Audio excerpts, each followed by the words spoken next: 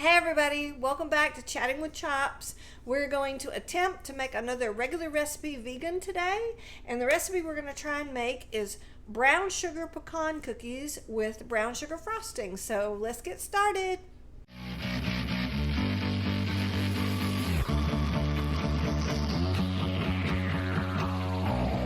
The first thing you want to do to make these cookies is you need to have 1 cup of vegan butter already kind of softening. So I've had this out of its package for a few minutes, just letting it sit over here and rest. And then you need to add a 1/2 cup of both of your sugars. So there is brown sugar and regular granulated sugar, and it wants a 1/2 cup of both. So we're going to do, there's our 1/2 cup of regular. And let's get our 1/2 cup brown sugar. I wish y'all could smell how good this brown sugar smells. Alright, 1/2 cup of brown sugar. Okay, and then we're just going to mix those together.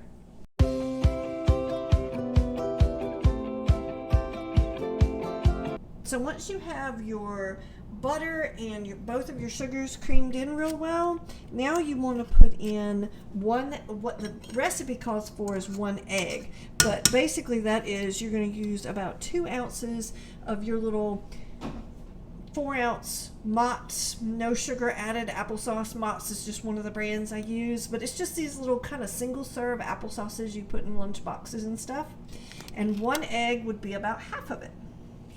So we're just going to put that in. And the next thing we need to put in is our vanilla, which is going to be 1 teaspoon of vanilla.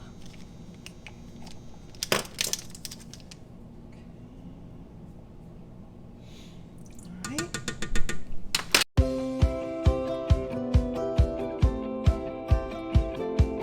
Okay, on to the next step is we need 2 cups of flour.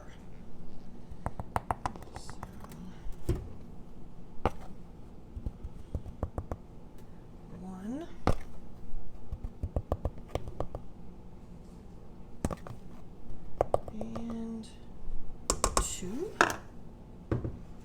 Need some baking soda. So we're going to put a 1/2 teaspoon of baking soda in. Okay.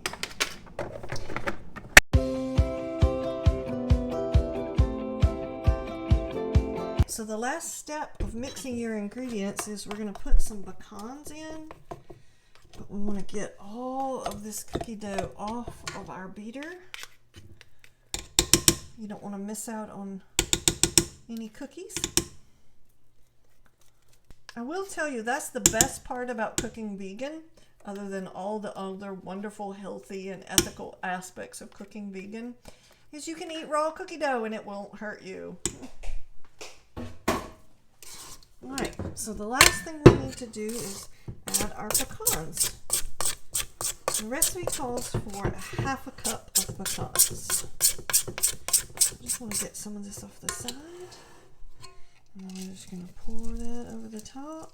I've got them very finely chopped since they go in the cookie. I don't want big chunks. I don't know that it wouldn't taste fabulous if they had big chunks of pecans, but since this is the first time I've made this recipe, I'm going to try and stick as closely as possible to the recipe other than making it vegan. Okay. Once we get this all mixed in good, we're just going to start making our cookie dough balls. The next step of making these pecan cookies is you want to roll out your cookie dough into little balls. Put them about, I would say about 1 inch apart on the cookie sheet. Since I don't know how much these cookies are going to spread out, I want to keep them good and clear of each other. And again, remember, you should be preheating your oven right now to 350 degrees Fahrenheit. Okay.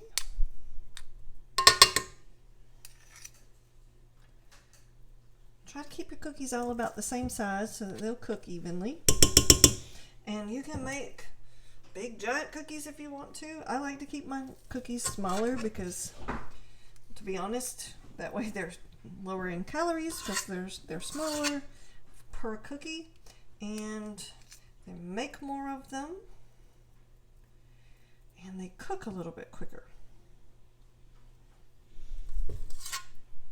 All right, so we're going to put these in a 350 degree oven, and we're going to cook these for about 10 to 12 minutes. You'll know they're done when they start to get a little bit brown on the edges.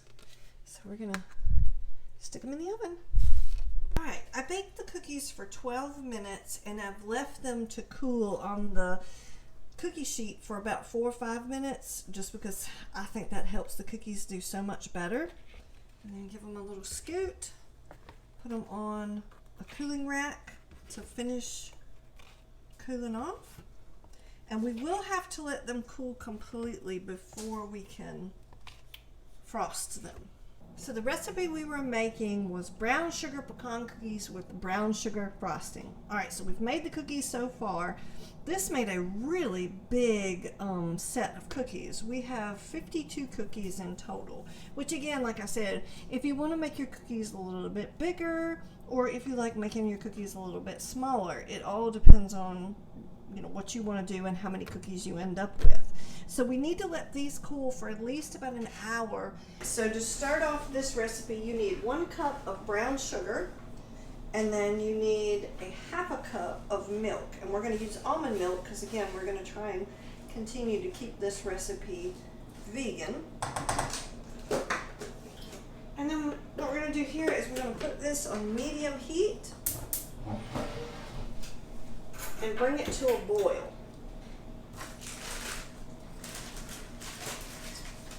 So just get that stirred together. So we have let it boil for 2 minutes and stirred it continuously. Now we're supposed to add our butter, which we are adding vegan butter. And it says to add it until it has melted, but my house is really hot right now, so it was basically already melted. And now we're supposed to add the 2 to 3 cups of powdered sugar, 1 cup at a time, and whisk it until all the chunks are gone. So let's see what happens here. So we have the frosting, and it has thickened up a good bit. I think that's very worthy frosting consistency. So I'm going to take this, and I've got one of my little icing spreaders or just a regular knife. You just figure out whichever is going to work the best for you. And just take your first cookie and get you a good little dollop of icing and put it on the top.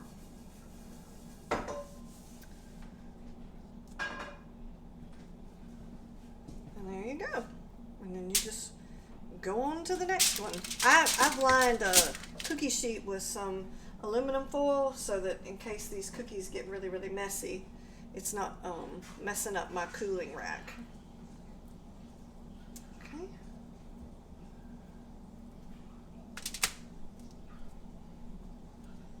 And you just keep going until you're all done. I hope you've liked this video. Please like and subscribe and help me continue to grow my channel. And I will continue to make awesome bakes for you guys. See you next time. Just wanted to give you an additional tip that the frosting, as I started working with it more and more, you really, when it's thin on the stove, go ahead and take it off because it thickens up quick once it's off the heat. So it's very difficult to work with, and I had to add milk to it to soften it back up. So just when it's thin on the stove like that, go ahead and take it off of the heat and leave it be for a minute or two, and it will thicken up. But this is the final result, so I thought you might enjoy seeing that.